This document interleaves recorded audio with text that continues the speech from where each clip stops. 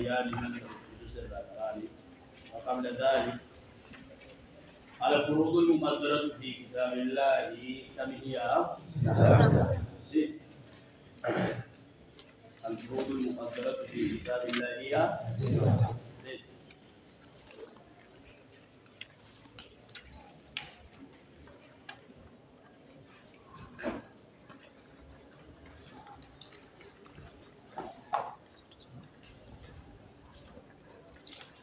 الفروض المقدرة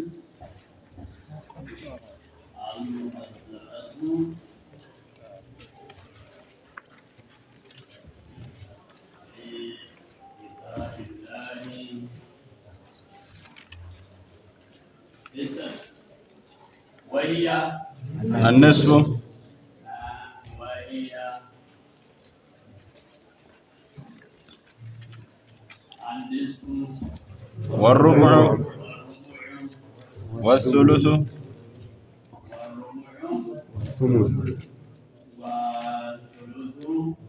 والثلثان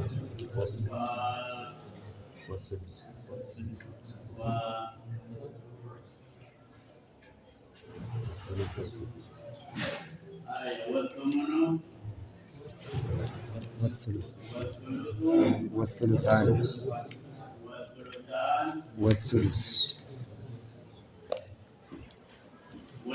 والسدس.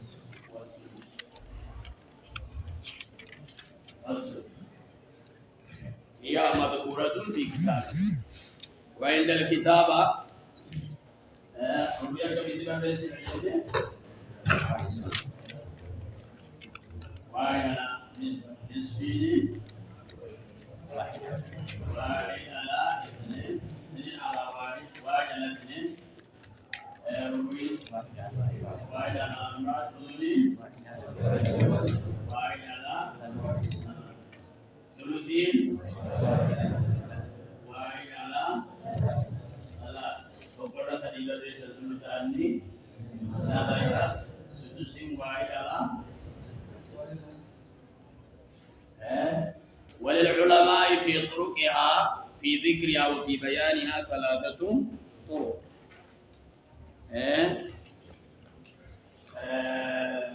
طريقة ميكا قبدي سدي وفي عدها ثلاثة طرق. وفي عدها ثلاثة طرق. الأولى طريقة التدلي التدلي. طريقة التدلي. لكم دفتر؟ نعم. وهي أن تذكر أولا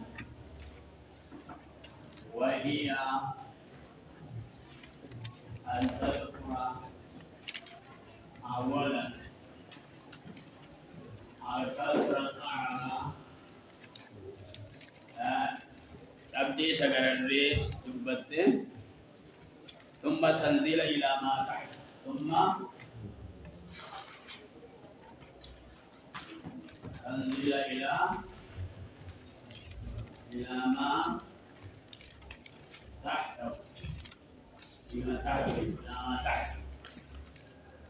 إلى ما تحت وهكذا.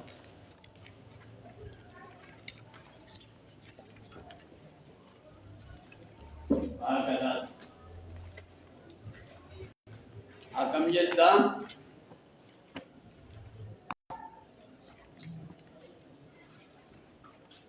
الثلثان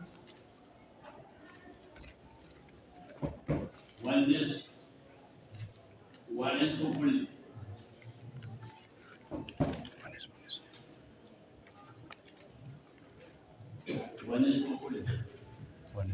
ونصف نصف.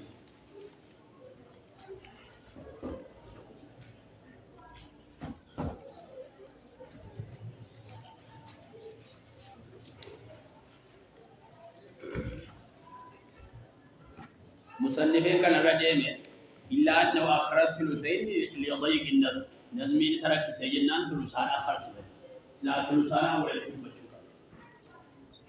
ثلثان آخر الدبة ويدي كذا دمرانا الميتا ودي بابا سدس ثلثان كان تمسين لكن بيدي كذا يوم الفروض المذكورة قلبته هاي الطريقة الثانية طريقة تركي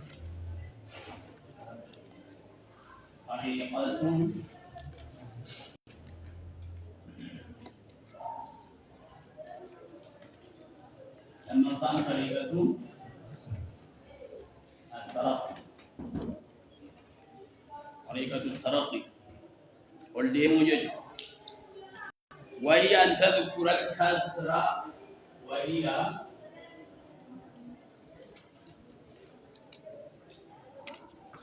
أن تذكر الكسر الكسر الأدنى أولا ثم ما فوقه ثم تذكر ما فوقه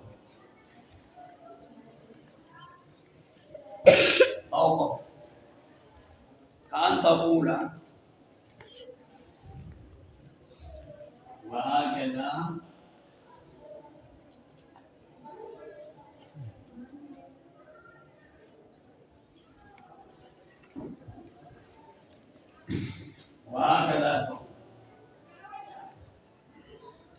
الثمن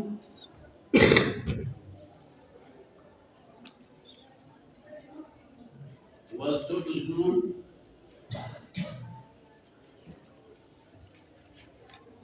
وضعفهما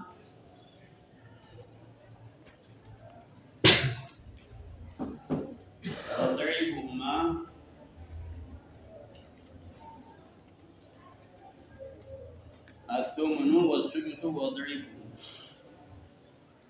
أو تقول ما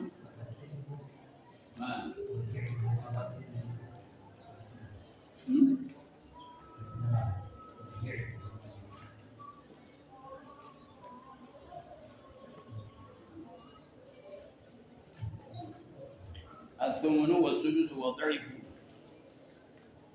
هاي أو تقول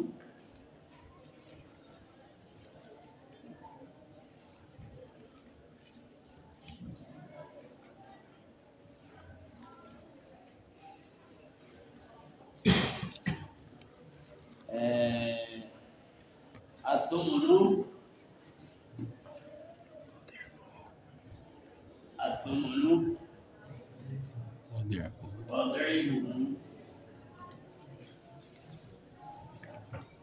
وضعفه وضعف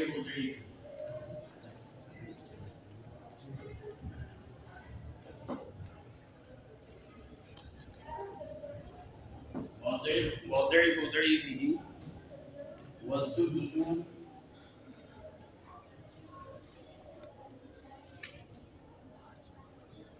وضعفه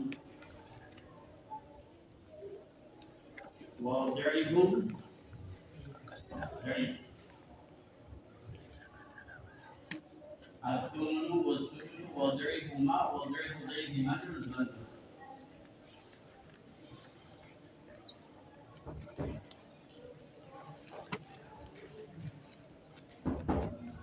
هاي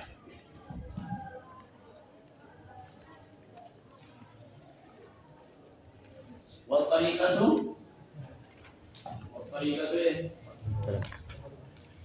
والطريقة التوسط الثانية طريقة التوسط التوسط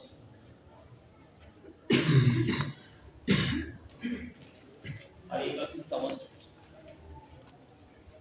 هي أن تذكر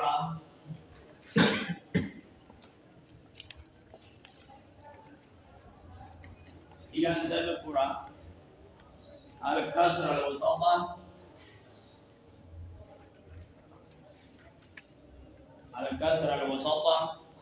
ثم تنزل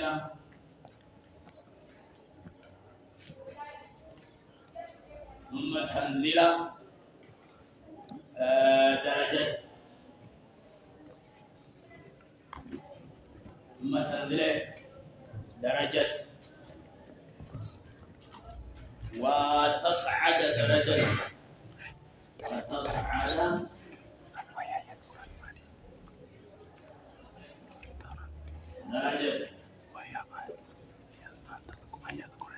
وهكذا تقول.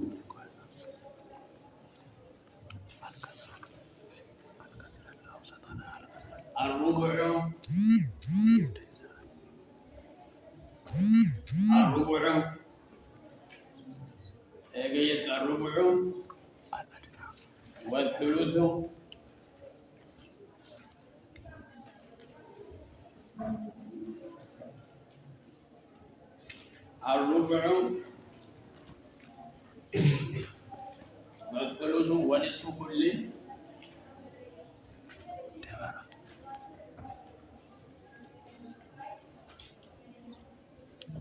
ونعرف كل.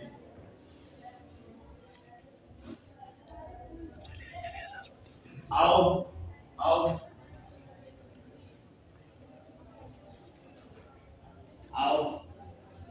عندما تقول الربع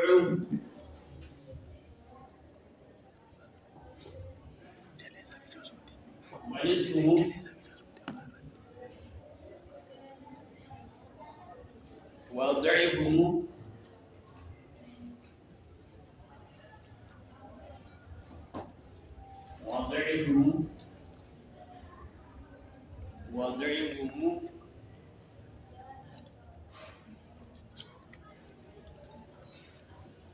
والثلث، أو تقول الربع ونصفه وضعفه والثلث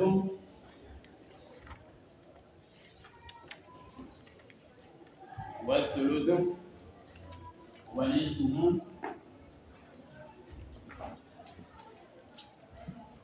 وضعفه.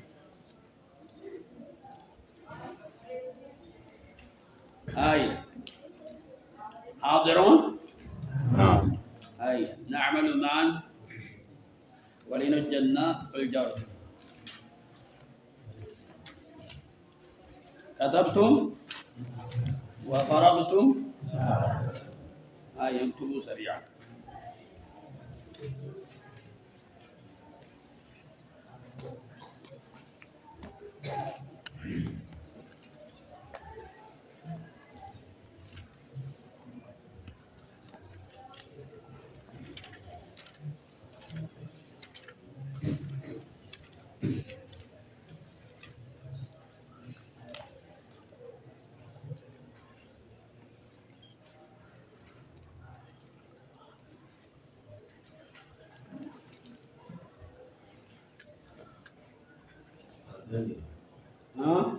مرة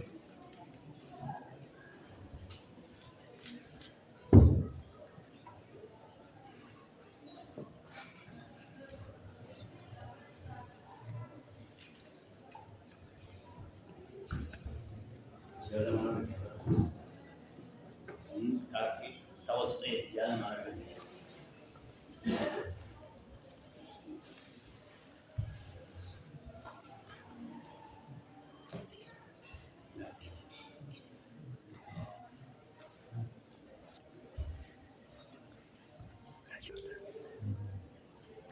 لكن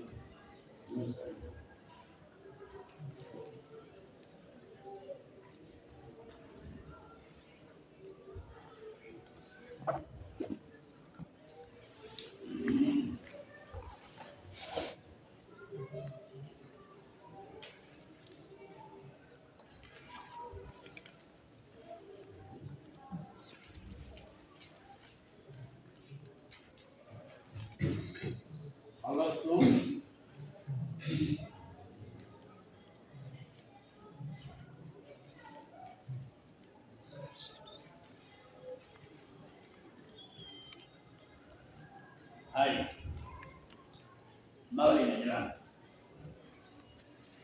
وفي عدها ثلاثة طريقة التدلي وهي أن تذكر أولا الكسر الأعلى ثم تنزل إلى ما تحت، وهكذا الثلثان.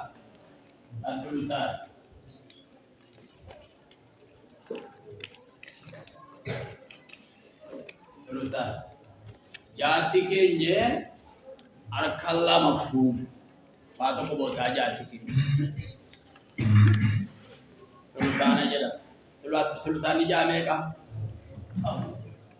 أي वादों को जानने के लिए मेरा काम है निश्चित हम तो रचालम सारी जाति के लिए अरखला बफुचुमो बोथाला मति के लिए बोथा जाति के लिए सारी बुचुचा जाति के लिए आप बुचुचा देखा أما ما يقدر الكسل ما يقدر مخرج المخرج هو الأعلى سدركوه مدنسوي على اليمين ونصف كل نصفي ثلثان ثلثان جابه كجنة ثلثان جابه كجنة أبو جد ثلثان نصفي ثلثان lama jame kata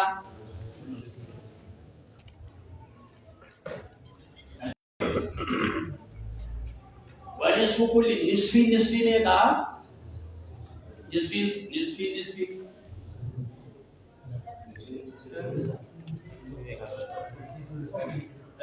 ne ka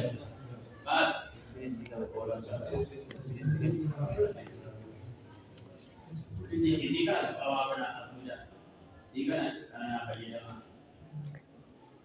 dia jika anak dan jadi nak dan dia itu rabu dua puluh kata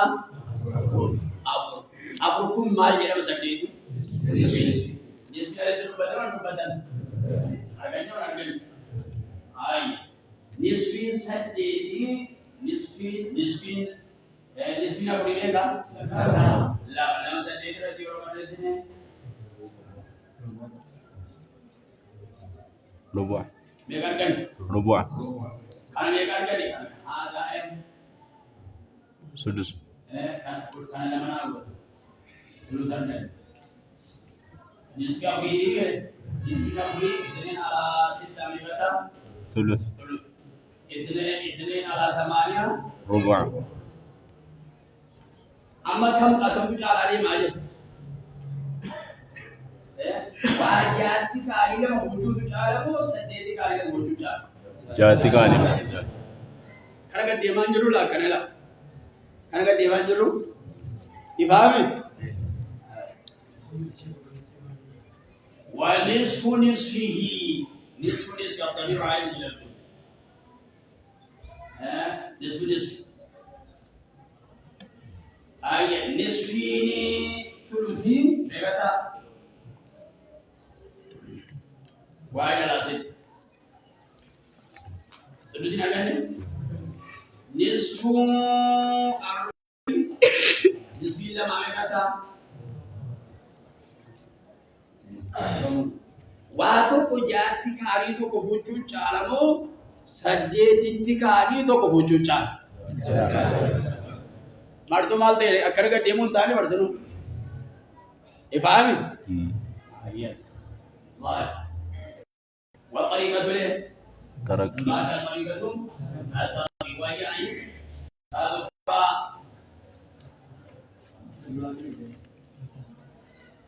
أي الراجل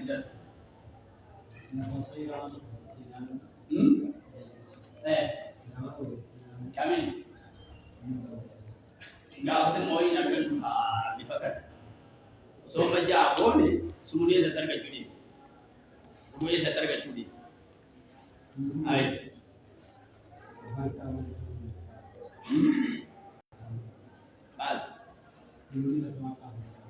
Kami.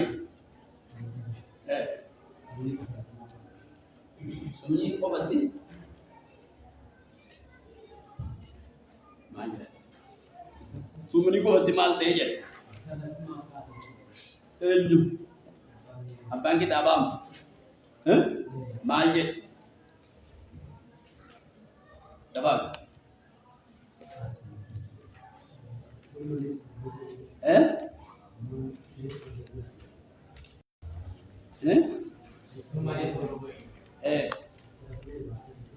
الشمالية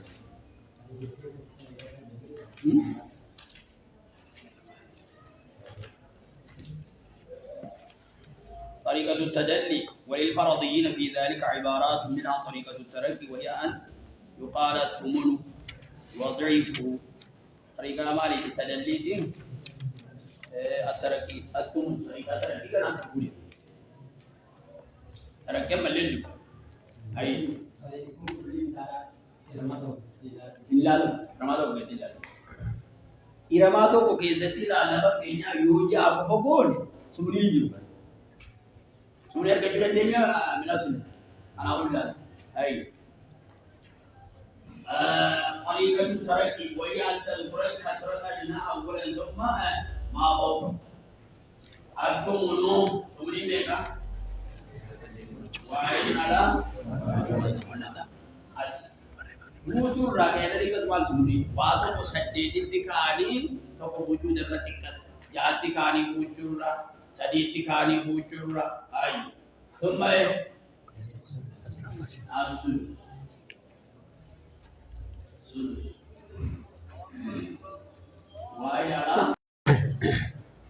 Wahid adalah. Amma syaitu toko sedikit kode ni. Sedikit kali itu wujud adalah tingkat, jati kali itu wujud tingkat. Amma warakatu ko bota jati o kutera tingkat. Bota sedikit ko deyo to ko kutera tingkat. Sedikit yo ko. Akalli raga berarti dia mal kare. Gara ala. Wad'ifu ma wad'ifu samuni. Ini ala taman. ضعف الثلث ini ala لا واتو سديدتي كاني لمن رافو تكدم جاتي كاني لمن رافو تكدم سديدتي كاني لمن رافو أقول لي ما غيره وضعف ميغا غنيرم ميغا غنيرم ميغا غنيرم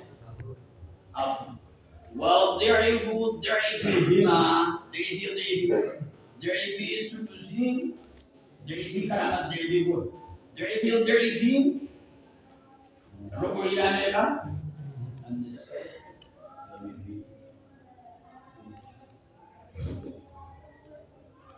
ضعف سدسين ضعف سدسين मेरे से गुजारे सर ये इस रुचि था यार आपको खंडा वीडियो चल रहा है सब अम्बला आदि सुनी कमनान आदि सुनी कमनान सुनी का यंत्री क्या लो बोल सुनी सज्जेते दासों को देखी हो बोल देखा कल रुमाल के Kadhi rubu'a kana mo dhaifi yo gol biar kan eba Deshi sama sama zakani tuludi ayat sudusi ka naam sudusi dhaifi yo gol jada to ko dhaifi yo gol lama tabi lama ko majengan ضعيفي سدسي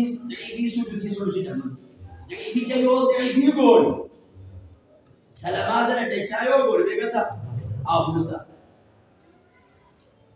बुतुना कम देला असे अकरम मीरो बुरान देवनी तरक्की दे होता आणि का कम देवा अव सुनीला बार है होते أو تقولون أو تقول الجنة أي أو تقول لمبان برانسي ستيتوا لتلك ما تتباس ميا كمي ثمن عليه ثمن واحد على 8 ضعيفهم ضعيفين ضعيفين 4 على 8 والسدس واحد على ست هاي واحد على ست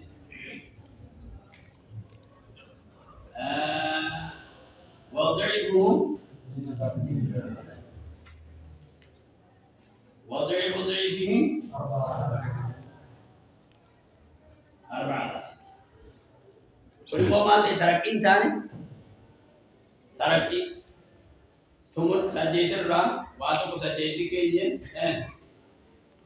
سوكو بوجو سجيت كيني لما بوجو سجيت كيني أبو بوجو سدسيا آخر أي أما سمو واتو كجاتي كيني سوكو بوجو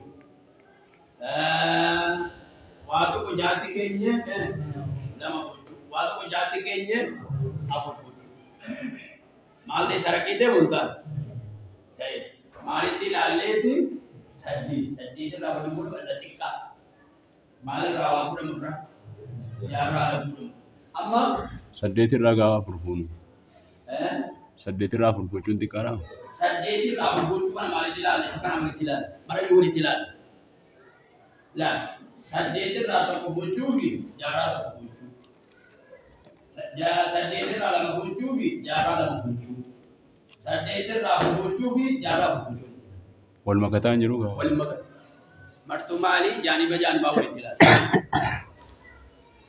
ماله مالي جانب سجيت راهو بوجو بيجارة بوجولا جانب جانب ما نايلا مرتمالته تركي نسبي أمين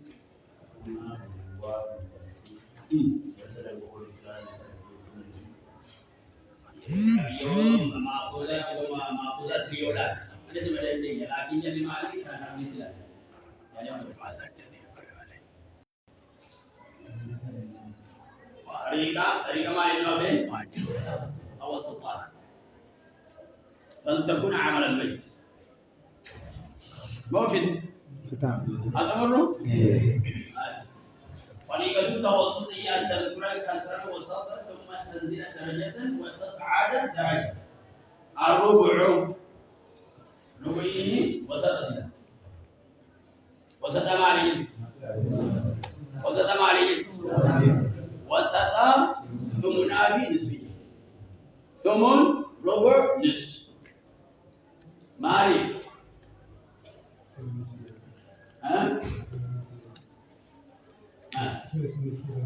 كم؟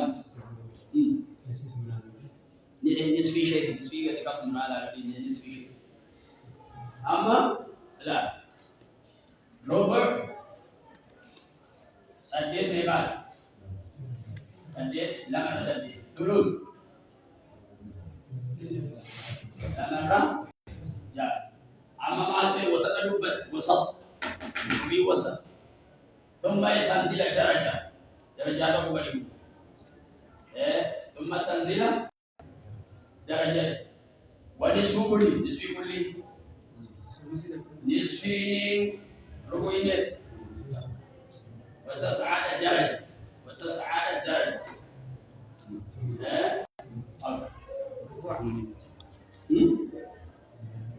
نصفين وتصعد درجة أن تذكر الوسط ثم تنزل درجة وتصعد درجة نصف ربعين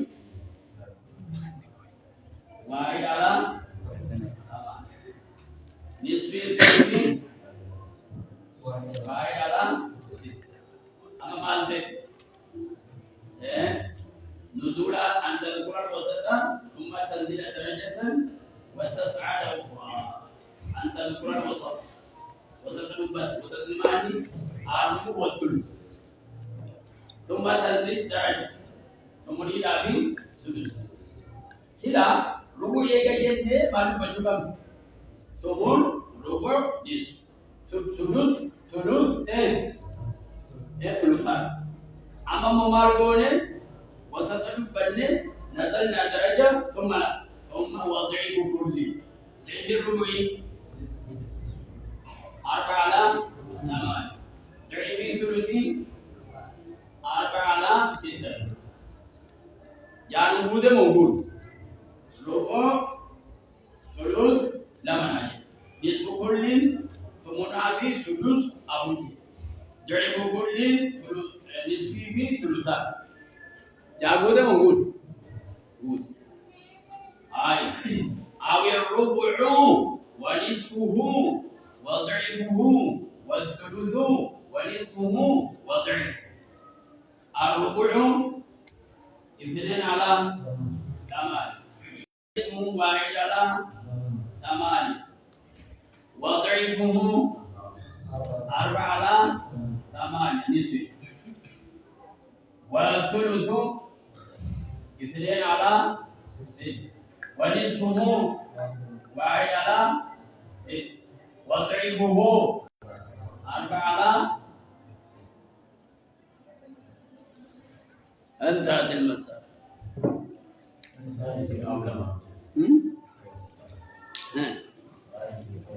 Jadi kuna wala wala jinta jadi mara wala tika mutu jira wasu da yoje ne saliga karfi bata wasata bata alkun jira ke yi sakan ke do ka ku ko ko bal yo ka gari ko ko bal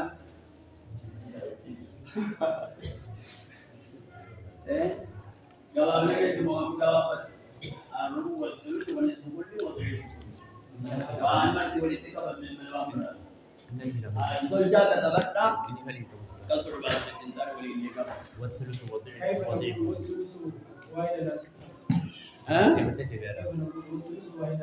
سدسين ثلث اي هذا والربع بعد الربع هذا والثلث ما يلي الربع هذا في طريقة التوسط في طريقة التوسط وهي أن المسألة وصلت ثم تنزل درجة وتصعد درجة وهكذا الربع 2 على 8 والثلث 2 على 6 2 فقط كم فقط Ijazah juga telah melihat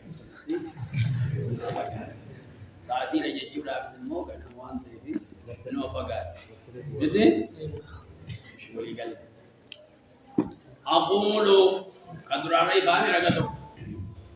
Aqulu wal jaddu 'inda faqdi al-abi mithlu al-abi fi sudus huratu ijtima' wujud al-walad aw walad al-ibn ijma'an لظاهر الآية ظاهر آية لأن الجد جد يسمى نياما أب وقوله في حوز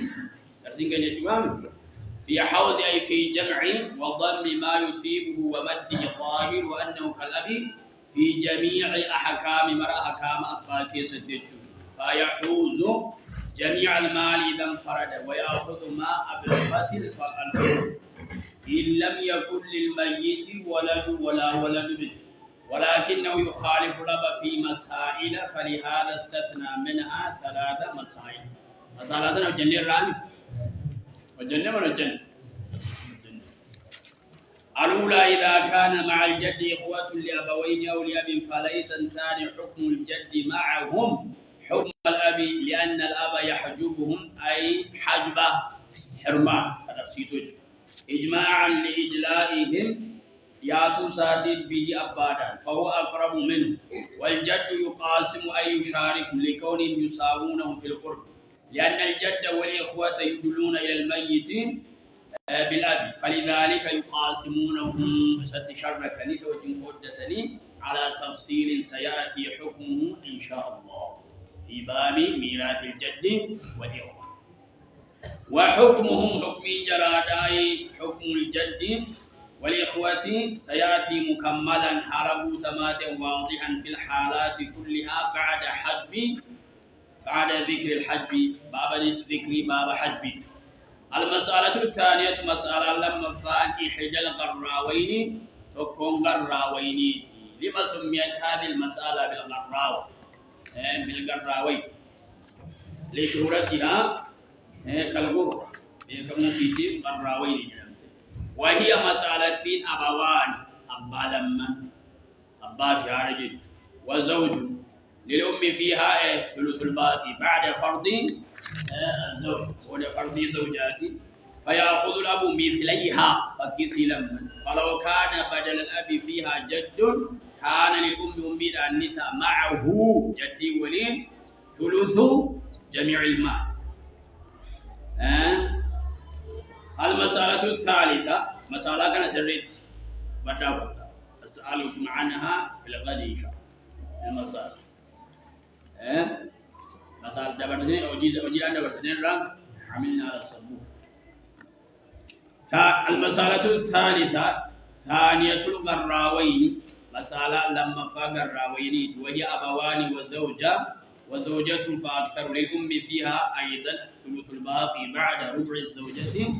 ولو كان فيها بدل الأب جد كان للأم معه ثلث الجميع أيضا. فليس كان الجد شبيها بالأب في هذه المسائل الثلاث لأن الجد لا يساوي الأب في إدلائه إلى الميت بنفسه. قال الناظم رحمه الله: وبنت الابن تأخذ الثلث إذا كانت مع البنت مثالا يحتذى. وهكذا الأخت مع الأخت التي بالأبوين يا أخي أدلت. وبنت الابن إن تل ميتين تأخذ نفرة الثلث واحد من 6 جاكيسا فوق. إذا كانت أبوتات مع البنت بنت ولي وهي ترث النصف مثالا يحتذى فك أرض فم. اجعل هذا مثالا يحتذى أي يقتدى به. وهكذا أقوم كان أي تأخذ الثلث الأخت أختي مع الأخت أختي ولي أختي لأبي أختي شقيقة ولي ثلثي دالتي أختي شقيقة نصفي دا التي بالأبوين يا أخي أدلت. وهكذا أقوم كان الأخت أختي مع الأخت أختي ولي التي أختي أدلت كريات جملة أدلتي سلا موصولات بالأبوين أدلتي تجرى الراسي. وهكذا أقوم كان الأخت أختنا كانت الجار والمجرور خبر مقدم الأخت مبتدأ مؤخر. الأخت الكائنة مع الأخت التي اسم موصول في محل الجر صفة للأخت مع الأخت التي أدلت كريات بالأبوين يا أخي سكية تصغير أخيتي.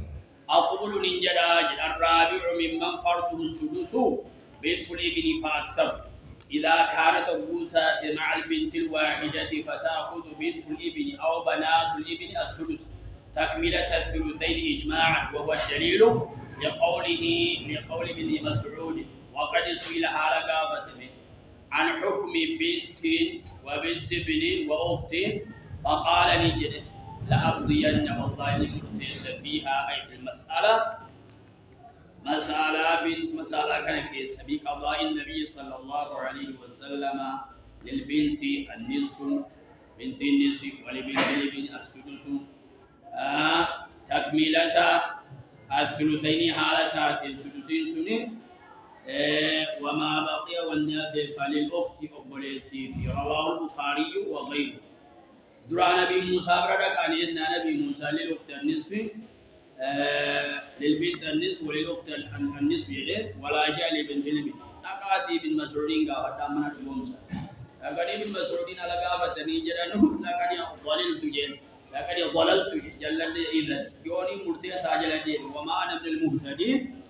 لا أقضين بقضاء رسول الله جل وعلا مرتي سناني سنبودا أبو موسى لا تسألوني ما دام هذا الحق فيه وأنا عالم نكون سنكيز يقول بابتنا كرابيا بيننا مسألة جمع تبدني لو مركز نقول تبدني تكملة إني تفسيسه من تلبني تفسيسه اجتهادنا كم دليل برنجوس إن أجود أصلاني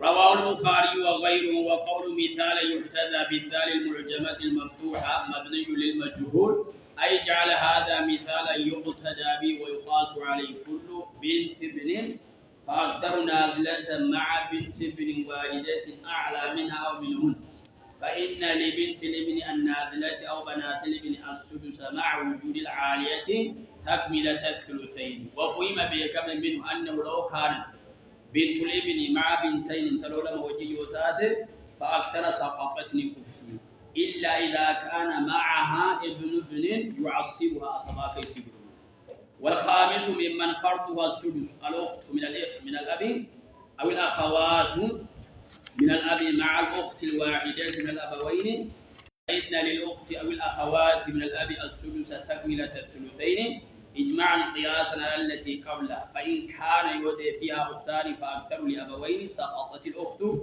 أو الأخوات للأب إلا إذا كان معها أو معهن أخ لأبي يعصبها أو يعصبهن قال والسدس فرض جدة في النسب واحدة كانت أو لأم أو لأب والله تعالى أعلم وصلى الله على نبيه وآله وأصحابه وسلم. تكملة الثلثين.